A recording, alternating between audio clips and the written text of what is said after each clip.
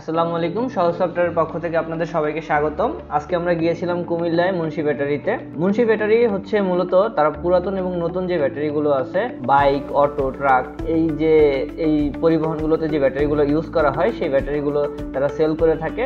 আগে তারা এই কাজগুলো করতো ম্যানুয়ালি, খাতা কলমে করতো। এক্ষেত্রে সে বিভিন্ন রকম জটিলতার সম্মুখীন হতো। তো তার কাছে মনে হলো না, এটার একটা সমাধান আমার দরকার, সহজ সমাধান। তারপরে সে আমাদের সহজ সফটওয়্যারে আসলো এবং আমাদের সহজ সফটওয়্যারটি দেখলো এবং তার খুব ভালো লাগলো।